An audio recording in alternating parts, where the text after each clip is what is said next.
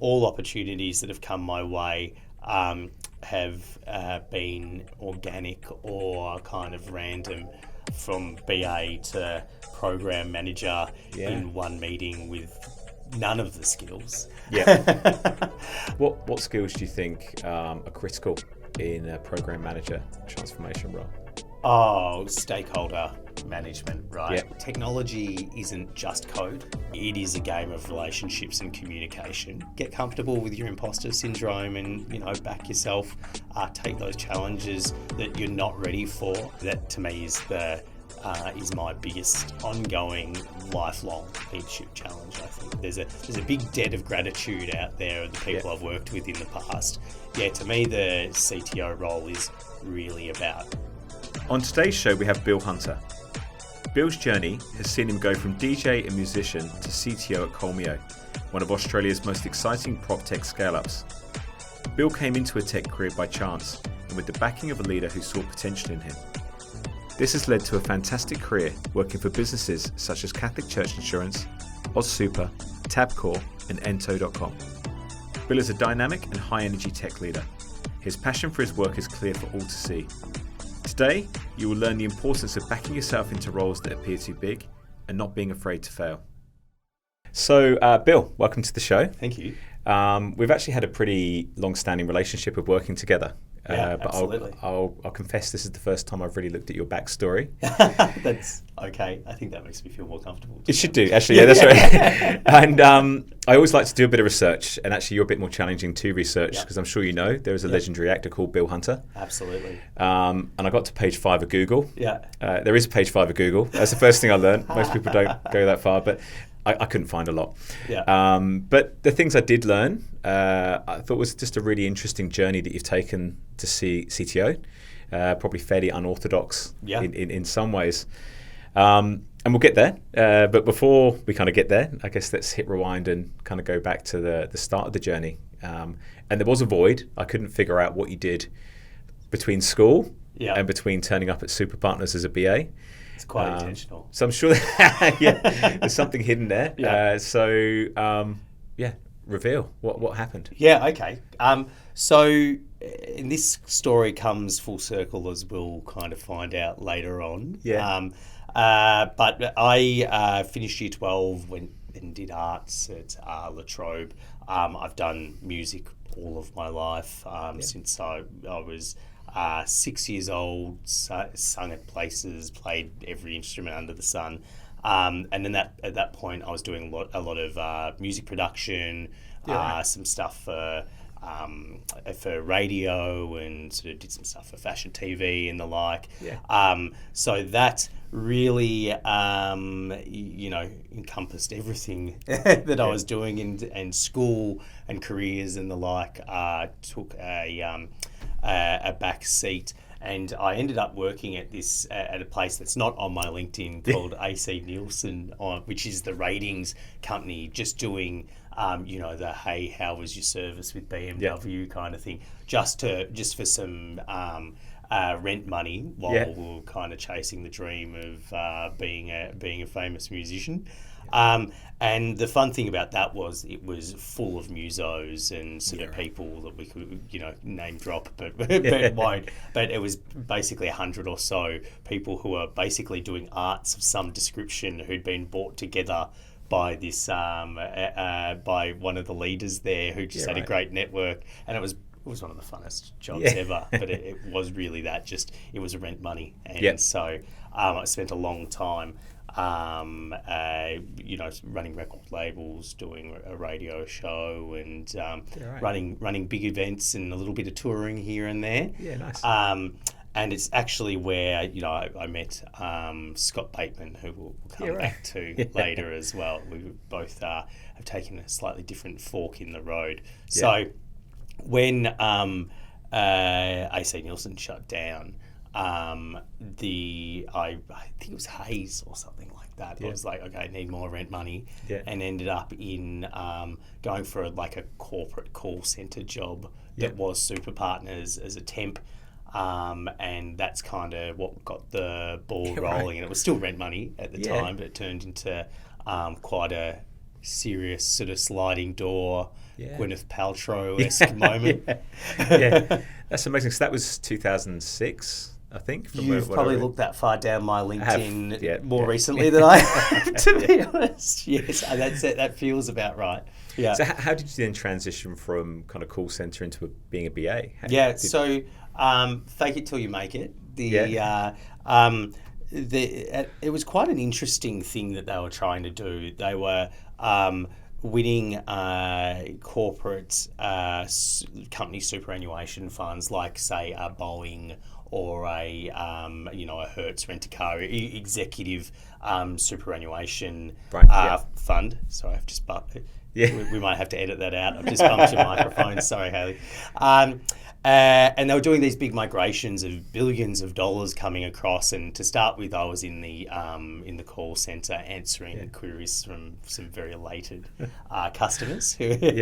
And quickly, someone called Semi Giannikis, who was just a really great leader and genuinely, nice person, said that she thought I'd have more fun, I think, as a business analyst, and kind of wrangled that for me a little bit as well. I didn't really know what that was at the time, but she could probably see at the same time a little bit of disruptive behaviour and boredom happening in the call centre side of things as well. And that was just the best. The BA, I still feel like I'm a BA at the end of the day.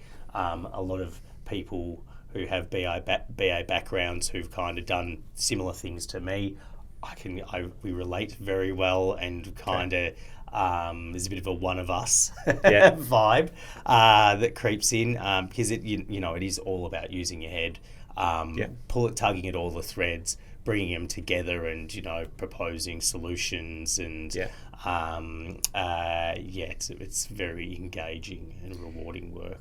It's I guess it's one of those roles where you kind of get under the hood, so to speak, and you kind of understand how all the moving parts work to make the vehicle go, as a kind of metaphor. But and I was going to ask you what it did teach you about tech, but I guess it was the kind of mechanics of what happens in a business. It was big data sets, not big data that came later, pre-big data then.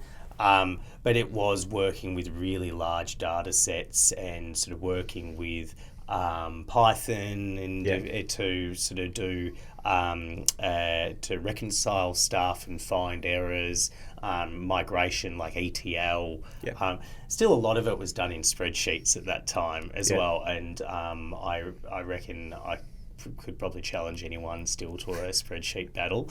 There's a gauntlet, I think, being thrown down there. There's Excel competitive competitions now, which I wouldn't, be up for, but it's a whole thing.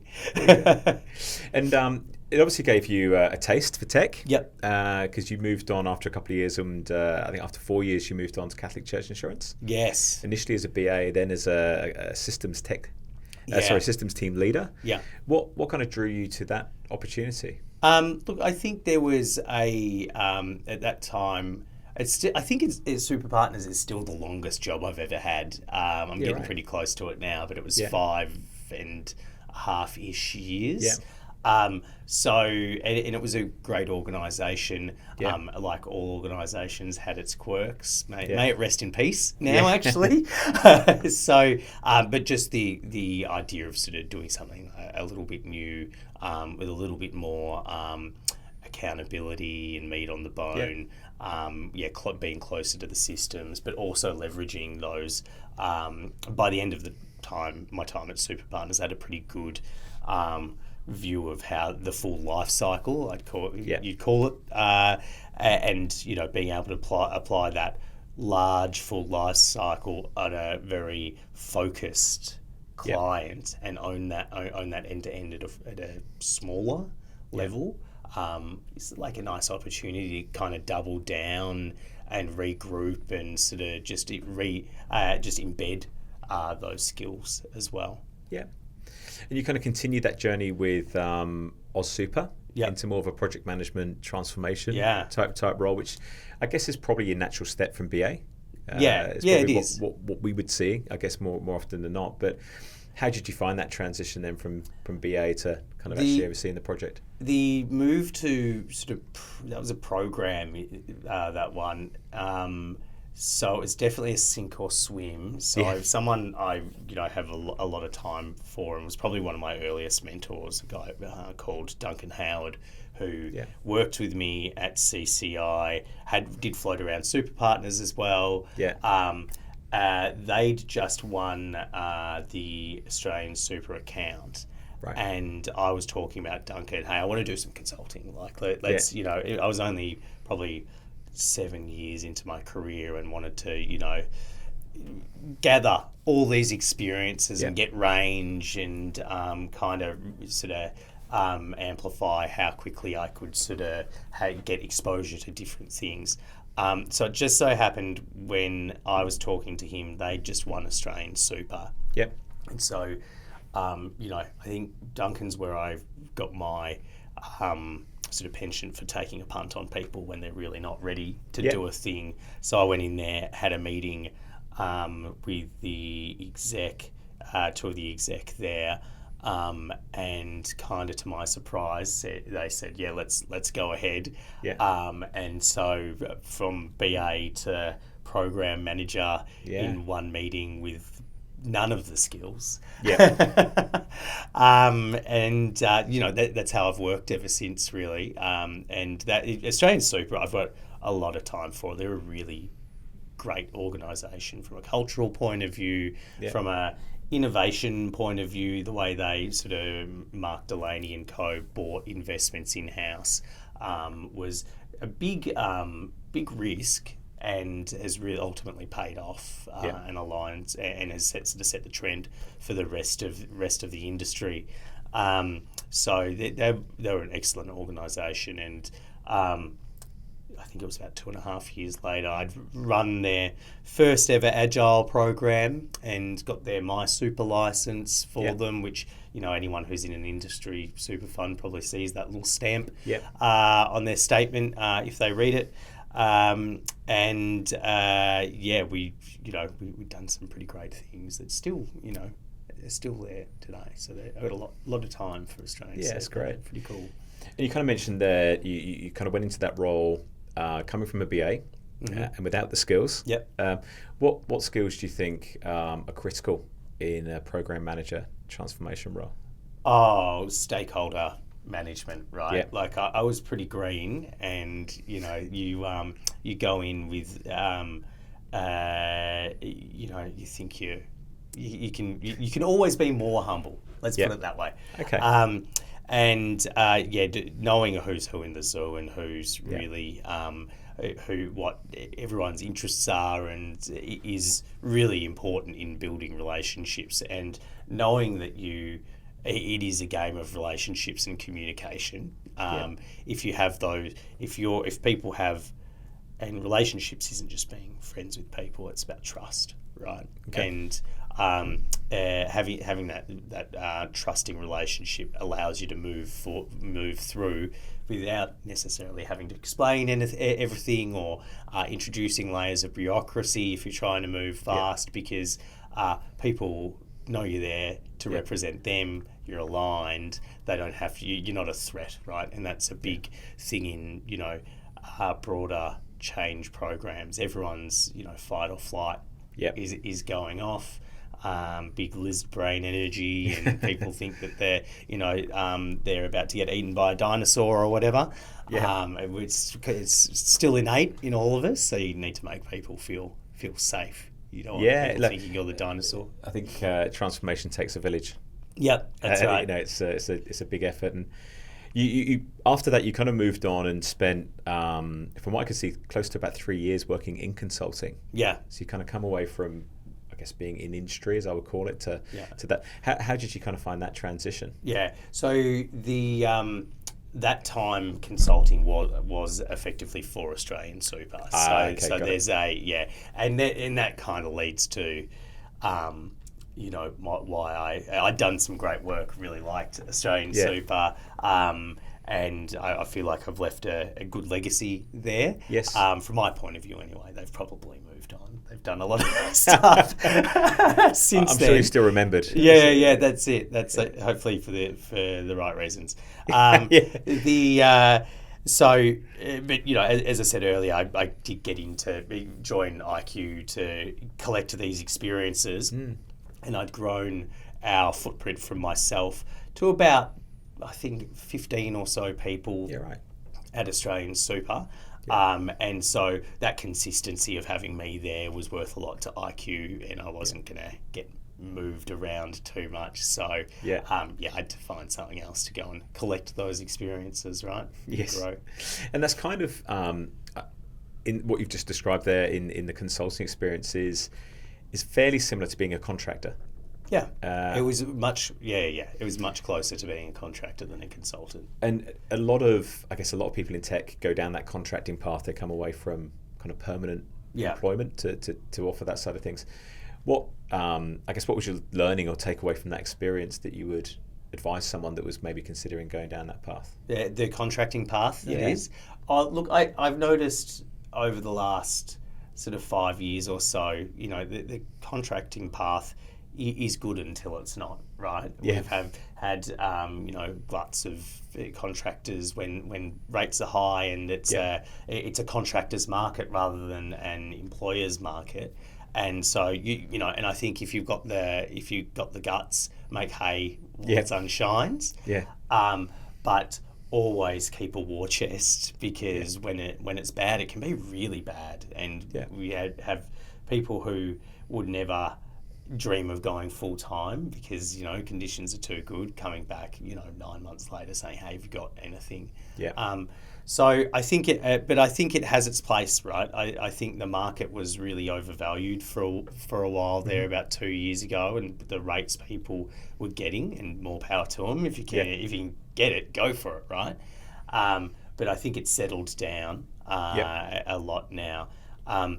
I personally, I've done it once, but I don't have the wherewithal to. I'm too much of a worrier and a future planner. I can't not know if I'm going to be employed in 4 weeks' time, because I'm waiting to see if someone's going to roll something over. It's there's a big bit there about that job security, and you say it's definitely a risk-reward dynamic when you kind of go into that path. I also noticed around that time when you finished up with Oz Super, you went to Tabcorp. Yeah. And I think what's interesting is a lot of people become wedded to one industry. Yeah. And you've been with kind of, I'm going to call it financial services, superannuation, money. Yeah. For want of a better word, for most of that career in tech. And then you went across to the kind of gaming industry. Yeah. So how was that different to what you'd experienced in the superannuation world? I'd probably argue it's no different, right? It's money. It's a ledger of a transaction. Your odds are the interest paid. It's basically a unit trust. So that obviously massive oversimplification, but the regulatory aspect of it is very similar. Okay. There's definitely do's and don'ts. I think the difference is, and the thing that really, putting gambling aside, which it's not really my thing, and to me it's a do once, check it out. I won't work in wagering again. I'm pretty staunch on that. But the difference between doing sort of fin services proper and gambling is obviously the customer, the kind of customer experiences and level of emotion, and good and very bad. And the number of touch points is just so interesting for someone who, I said, quipped earlier, if you even read your statement, that's like a real thing for the super. How many people are actually opening that letter, or do they see our logo and throw it in the bin, and that's how one touch point every kind of 6 months or so. Whereas you've got upwards of, at the time, I think it was 5,000 transactions a second on cut day. It's a real kind of, it's more relatable. even in a negative way. Like, you know, people kind of get it and they have an opinion on it. And so that bringing kind of technology to life and using it to create experiences is super interesting. Tabcorp was also very different culturally, obviously, as well. In terms of the pace of change? Pace of change, the cohort of people who worked there, you know, but also I think as an organisation it was really struggling with its size as well. And I think the a level of paperwork involved into it to get stuff done was pretty high as well. But they have this, you know, Kim Wen, who was the CTO at the time, who I rated quite highly, but always thought there is such a disproportionate focus on keeping this one system up on Cup Day, and there's this world of opportunity of stuff that we could be doing around that.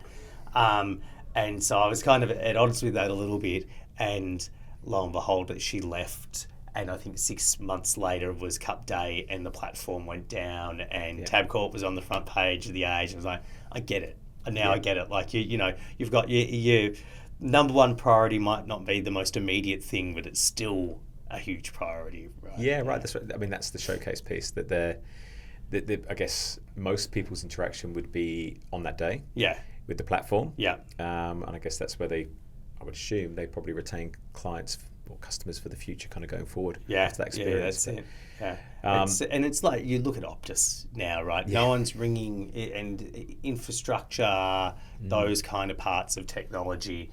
No one's sending you a bottle of champagne for Christmas to say thanks for keeping the system up all year. Yeah. But as soon as anything goes down, you're in the paper. You're in war rooms that last for 48 hours with execs dropping in and out, asking the same question every or two every half hour. So it can be thankless, and it's, you know, a good reminder for everyone about how important these nuts and bolts things are. Absolutely.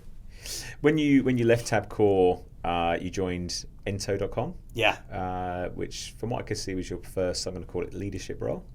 I guess you could say that. Yeah. And I was just interested in, as you went into that role, who were your kind of role models? Who'd you looked at through your career to that point and admired? I had one person actually in mind in that role. Yeah. A bloke called Gav Macaulay, who's now back in England. But he was my lead at Tabcorp, and he's, you know, he was a nurturer. He was a vision setter, and then a get out of the way. And that kind of calm in chaos way of leading is something that I think I've tried to model throughout the years. Although people who've worked with me will say that, you know, I'll crack the shits every now and then as well. And everyone has a line. Everyone's got. You can't always be the calm guy. Yeah, of course. But yeah. You just didn't find it for Gavin. Yeah, that's it. Were you? Did leadership come natural to you? I think it's hard to say, you know, and recording a podcast, right? Yeah. I can picture people who have worked with me listening to this who would go, nah, it didn't. I think the first, I think, you know, and I get you're clearly distinguishing here between leadership and kind of managing. Yes. Right? Yeah, that's right. I think the people who I've managed in the past, especially in the early days, would say definitely not. He was an absolute pain in the ass to work for. Yeah. And because, you know, I was feeling my way through it and did some really cringy stuff that you know, every now and then I'll remember and shudder. But I think leadership actually to me is more inherent and comes a little bit more naturally, because I do like to, you know, I've always got an idea in my mind of definitely where I want something to be and how a challenge around how good I think something can be. Yeah. And I'm I feel like I find that pretty easy to communicate, and the influence part is for me the part that's been the biggest challenge. Like, I can communicate, I can say, this is why, this is where we got to go. But it's been many years of sort of working on the people. Not everyone drinks the Kool-Aid for in one pitch deck, as you know. So that to me is my biggest ongoing, lifelong leadership challenge. I think making sure that I bring people on the journey. Yeah. If the ones who the small minority who might not be. Yeah. Working with them, because it's that old kind of, not a great analogy, but you're as fast as your slowest soldier kind of thing. And I think there's been some pretty conclusive studies done around the power of one individual to bring down the performance or the engagement of a very large group of people, in the order of 50, 60 people in a room. One person can influence the behaviour of the whole group. So that's important, right? You can't just make change with the people who agree to it and of course, who buy that's in right. straight away. It's that's never going to get you anywhere. That's But just a love in. Yeah, that's right. But there's also the risk. There's the ones that are saying yes, but they're shaking their head. Oh, half nods. Yeah. And I think that got really hard over COVID as well. Yeah, and, that's and right. is one of the things we've got back. I'm not going to sit here and advocate for bringing everyone back into the office. I think we've built a whole business, from our lounge rooms and studies. So I think you can do amazing things. But being able to see body language when times are tough is super important, I think. It's interesting. We've been talking about that actually in the business ourselves. How through COVID we didn't have a choice. We couldn't come together. Lockdowns and so forth. The restrictions didn't. When people were having a tough time, they couldn't say, I'm going to go to the office and be around people, and have those people lift me up. And we know we're in fairly rocky waters economically at the moment. But the difference to COVID is we've got that chance.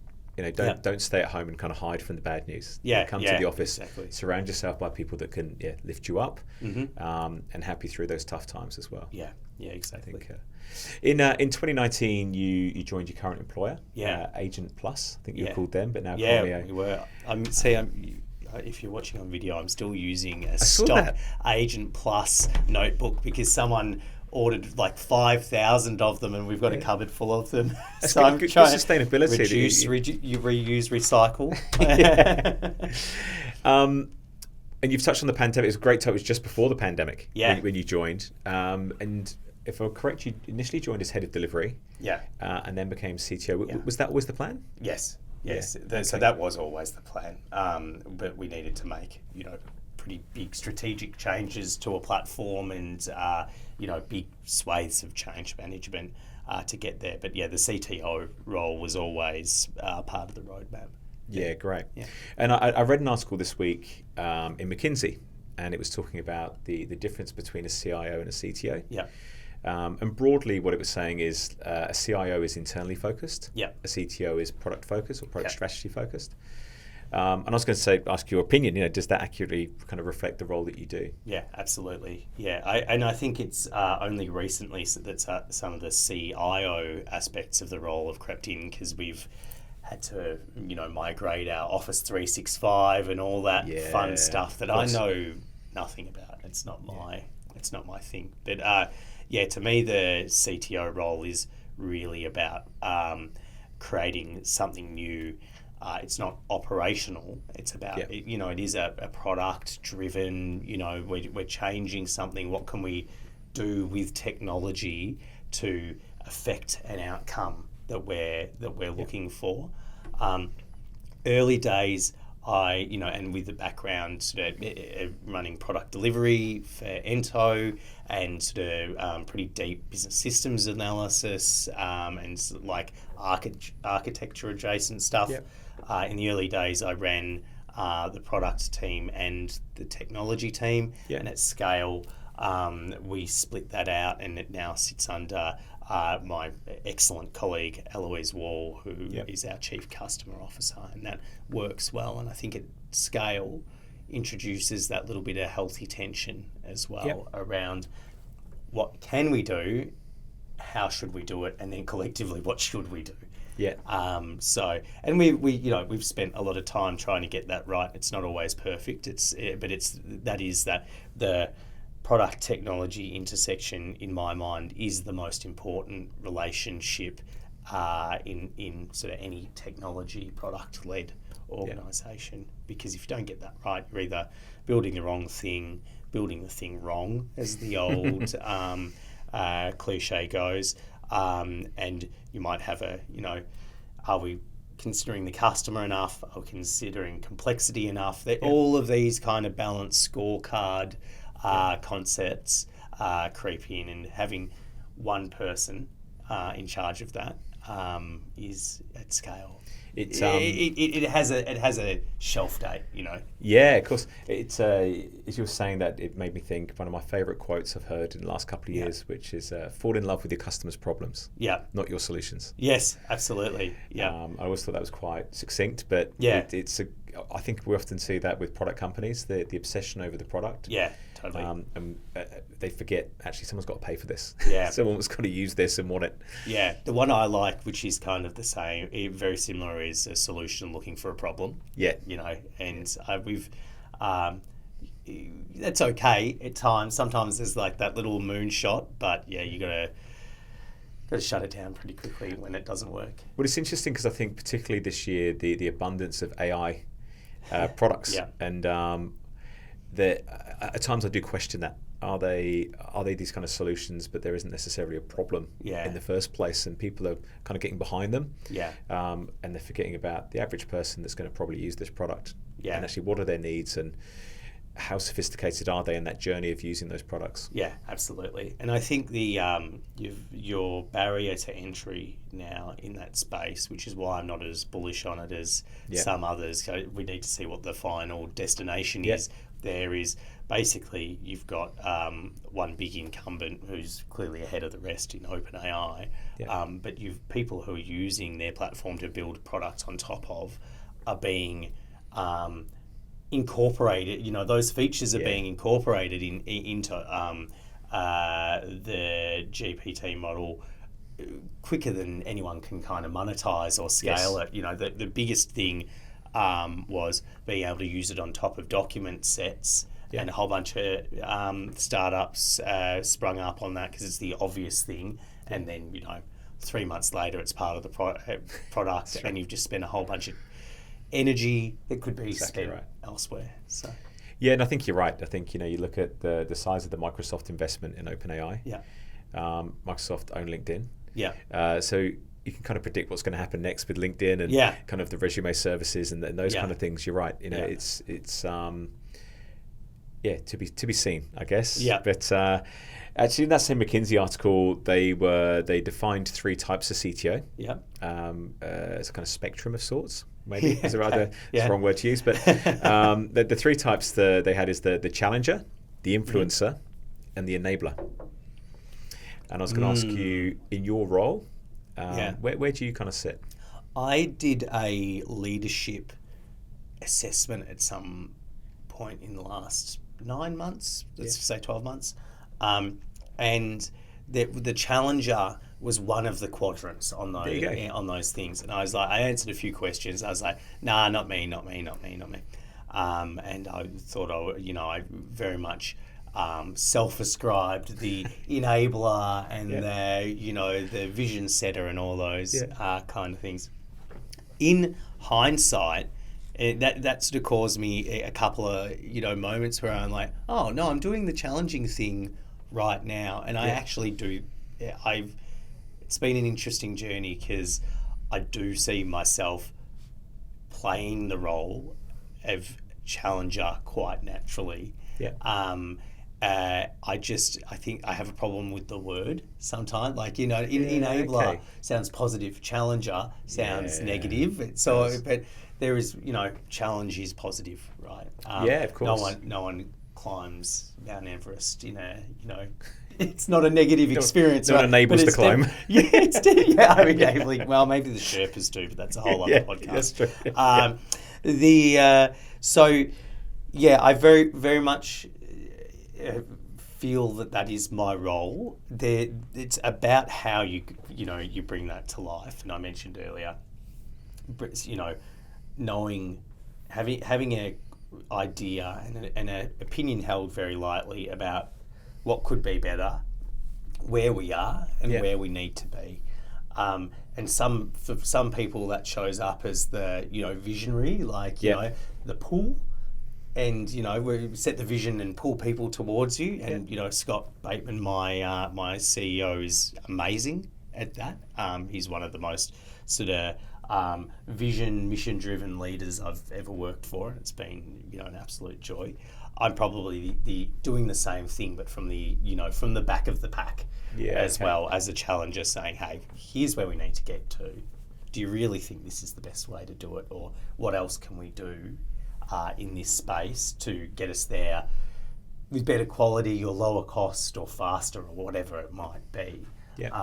Just that kind of almost devil's advocate at times. Great. You spend a lot of time in that space. You kind of answered my next question. I was going to ask how that the dynamic between you and Scott works. Obviously, you've known each other from the past. Yes. You're now back working together. Yeah.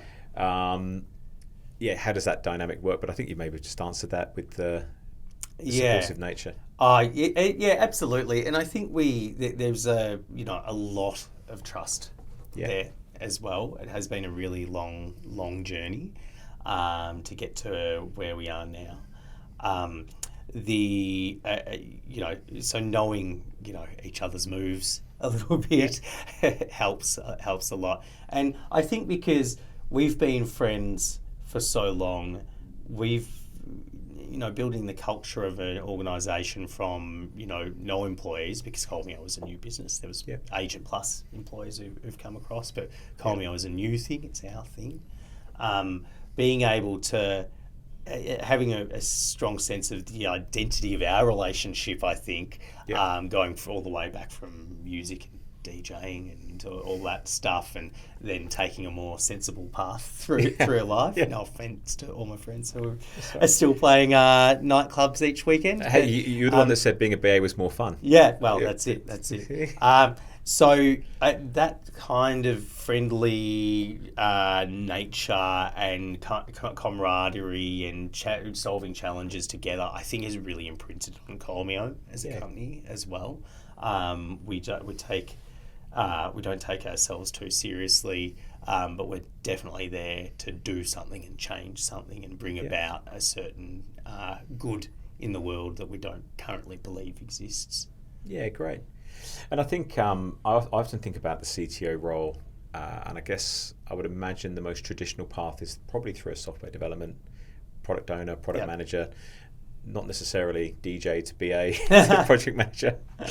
But how do you think that journey that you've taken has kind of set you up to be the excellent CTO you are now? Yeah, look, I think there is definitely two, beyond the McKinsey article, there's definitely two types of CTOs that I come across. And not saying that someone cannot be both, but generally there's a lean. But there is the strategic, architecturally driven and sort of solutions focused CTO, which I kind of subscribe to, which is being able to affect change, communicate, do the stakeholder management, talk up, sideways, and into the teams as well, and have enough knowledge of the whole thing and the whole challenge and hold all that close in your head so you can guide an organisation through something really complex. And then on the other side, there is the people who have come from a development background, and I can develop. You don't want me to. I will break your platform straight away very efficiently, but I can. Yeah. A bit rusty, but you know, there's people who were just have started as deep technical experts. Yeah. You know, maybe they became a lead BA. Maybe they spun something up themselves, and then they get to a point and they're learning how to do the business side. As well, and I feel like there is a little bit of a ceiling on that. I think both is correct. I don't work in hugely technical. I don't consider what we do at Colmeo hugely complex or technical from a technology point of view, intentionally, by the way, compared to someone who's designing geospatial image recognition software for Teslas so they don't run over cats or anything. So you know, that kind of role I think does need someone who's going to be, you know, probably has a doctor in front of their name, right? And the business will work around them to extract that genius. But I think in these settings where you've got a big problem to solve, it's not hugely technically complex in that, you know, we're using tested patterns of databases, microservices, APIs. We're not really there, and you know, whatever front end framework we've chosen, having that strategic overlay and that ability to do the work up, do the work down, and do the work sideways is really important. And I'm seeing more people, you know, in the industry sort of come from this background as well. Yeah, that's great. Again, it's the reason I kind of wanted to unpack that a bit was for people that have maybe started off in their career and thinking about where else could I end up. And as I say, I think most BAs would probably assume their career journey is to project management, program management, change management potentially.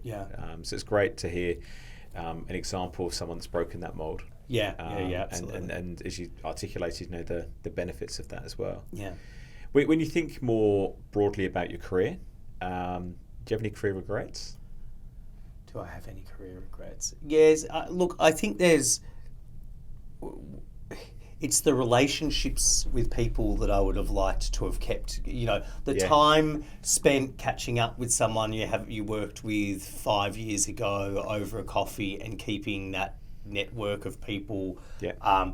Who, you know, I've worked for or with or have worked for me. I think if I had more time in the day or hours in the week or lunches in the year kind of thing, I would spend more time just catching up with those people whose contribution and sort of brains that I really value. And because there's, as you get, you know, this is 15, 16 years of sort of doing technology adjacent stuff these days. It's a lot of projects, it's a lot of releases, and it's a lot of like people who've given their all generally for, you know, in aid of something that I've laid out. So I feel like there's a big debt of gratitude out there of the people I've worked with in the past. There's a whole list of people I'd love to spend more time with, and probably maybe we just found my New Year's resolution. Maybe we did. Who knows? Maybe I should check in with you next year and see how you went. Yeah, that's it. Feel free. And through your career, how much of your career was kind of premeditated and planned? Zero. Yeah. I think possibly at Ento, knowing that the next step here from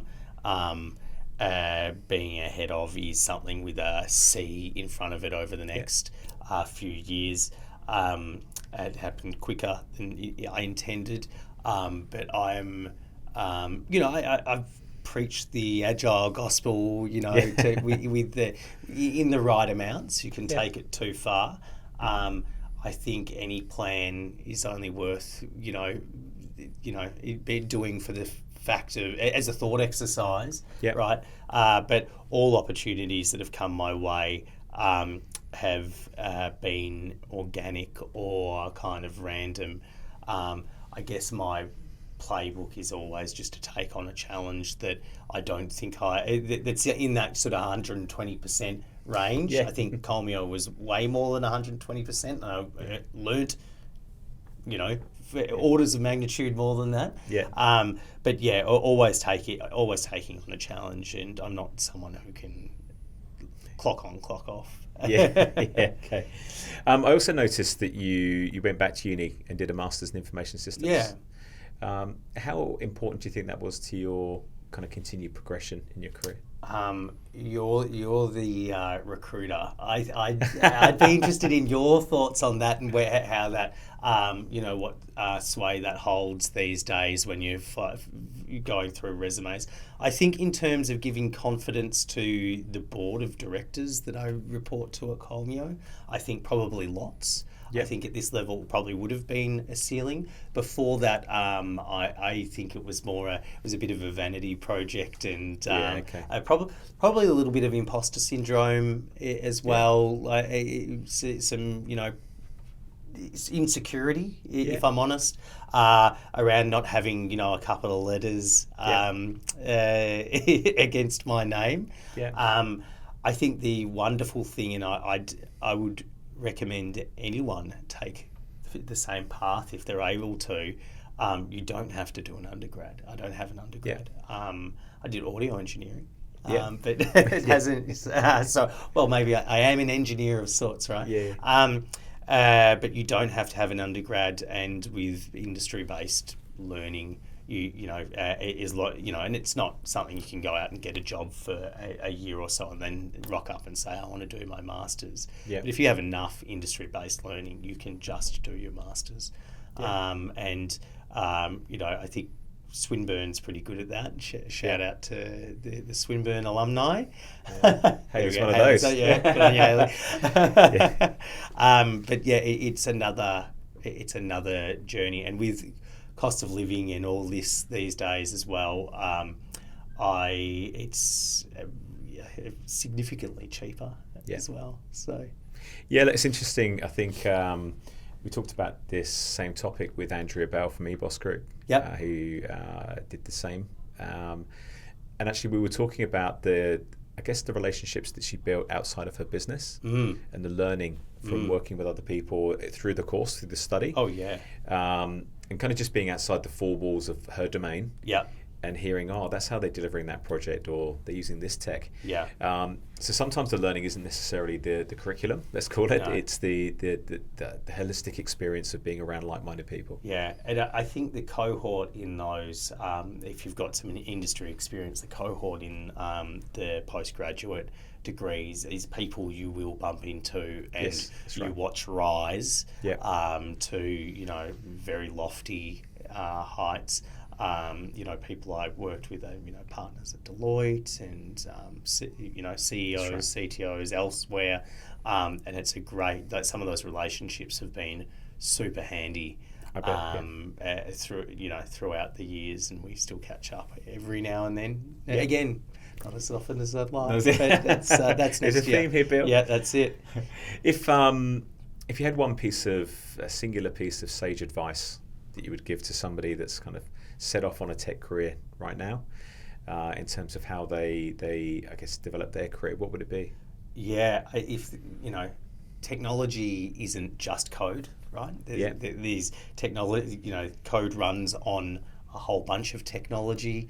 That it is all sort of just as important to get these outcomes that we're all trying to get for our customers to build a sustainable business and change the world if you're in the startup space, obviously. Yeah. So I think there is people are really.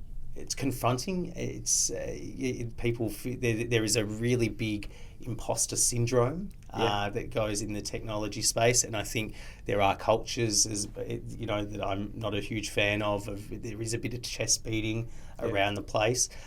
So get comfortable with your imposter syndrome, and back yourself. Take those challenges that you're not ready for. Because I think people would be surprised once you jump in.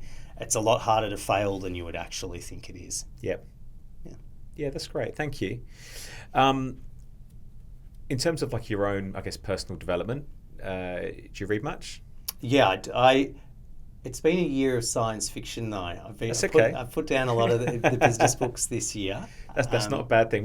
What's your recommended read then for the year? Well, so I do have a business book I'll recommend. I've got two actually. I want the sci-fi as well. Yeah. Okay, so I'm doing a second read of what I think is my favourite book I've ever read, which is Annihilation.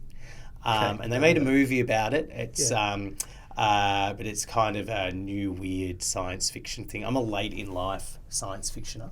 Okay. I was listening a late bloomer. Yeah, that's it. I was listening to the Sprint podcast, which was Jake Knapp and Jonathan Courtney, with the guy who invented Design Sprints and another guy who has an agency that runs Design Sprints. Really entertaining guys. They don't do it, unfortunately, anymore. But every now and then they'd have a sci-fi book that they'd drop in, and this was one of them. And I was like, oh my God, this is a whole other world. I think I'd conflated mentally fantasy like Game of Thrones with hard sci-fi nerd stuff, which is I'm definitely a fan of the latter now. So Annihilation is the book. My two business books, which I think we've run Colmio by as much as possible over the last 4 to 5 years. One is called Range, and it's something that when I read it, I'm like, someone's written a book about me. Not that I'm not that nihilistic, but close. Yeah. But it is. It's kind of a loose study of the trajectory of people's careers and companies, where they have people who have a range of experiences, hence the name. Or very specialised experiences. Yeah. And so, for example, you might be a sort of podcaster, but you've also done, you have a background in science, and you also drove Ubers, so you know how to get stuff from A to B. Yeah. And people who de-specialise have kind of an easier path and a more successful path through life, and that was one of our hiring ethoses at Colmio, that are you a fit for us, obviously, and can you do the job, but what other things have you done? You've got a little startup that you're running over here, a little side hustle, awesome. Or you were working in a lab, and you decided that wasn't for you, so you just started cutting some code. That kind of breadth of experience that makes the full person. The other one is The Power of Moments, which is just a great book. You've been talking to Harry? Sorry? No. Well, I have been talking to Harry, but not about books. That's when Harry first joined the business. It was one of the first books he told me about. It ended up with Harry's Hack Day. Off the back of this, that's a different story. So go on, Power of Moments, what inspired you? I think it was just as we were starting out Colmio, and this concept that moments of joy and or significance can actually be manufactured. I think there's an inherent belief that those things that we remember for the rest of our days, or that really shift the dial, are all happenstance, and we just that you might collect them like sort of picking up breadcrumbs through life. But I think one of the most powerful examples is Hayley remembers her graduation day from Swinburne. And maybe your parents came and they remember it as well if they were lucky enough to come.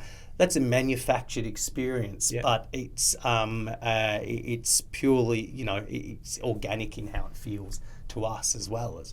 And so in software development, or business or service design or recruitment, we can create those moments and really make an impact on how people feel about us themselves and how they engage with our brands. So it was really that sort of nugget is, I think, really important. So it was really a aha moment for me.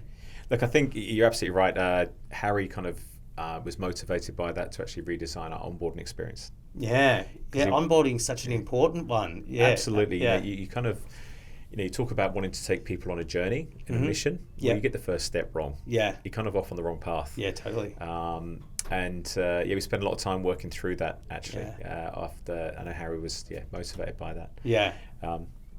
So another random question for you. Okay. And I haven't asked anyone else this, but I was inspired by your background. Desert island discs. Oh. Right. So if you got to go to a desert island and take a couple of records, what are you packing? So I originally, before sort of electronic music came along, I was originally a bit of a punk. Yeah. So I'd probably say London Calling by the Clash, of which I have an original pressing. There you go. In the same vein, I can remember the cover, I can't remember the name, but anything by Jamie T, because my wife loves him and we enjoy listening to that at home. And final one, probably Air Draw Dagger by Sasha. There you go. Just to throw the dance music in there and show my age a little bit as well. I played a show with Jamie T. Oh, really? And I've actually got a handmade mixtape he made for me. Oh, okay. You're going to have to send a photo of that. I'm going to dig it out from my garage over Christmas. Yeah. And I'll bring it in. I bought the. It's right on the tip of my tongue. I'll remember it as soon as we stop recording. But bought his record for her last Christmas, and it's been on high. His new record's really good. Yeah. It is, isn't it? Yeah. And produced by the guys from the Maccabees. Yeah. Anyway, this is another story for another day. There's a whole place I can go with that. But amazing. Thank you. Yeah, thank you. It's been enjoyed this. Very enjoyable. Thank you. Thank you for listening to Tales from Tech Titans, and be sure to follow us wherever you get your podcast. If you'd like to get more insights about tech careers, then check out the Emmbr, that's EMMBR LinkedIn page for the latest updates, articles, and engaging discussions.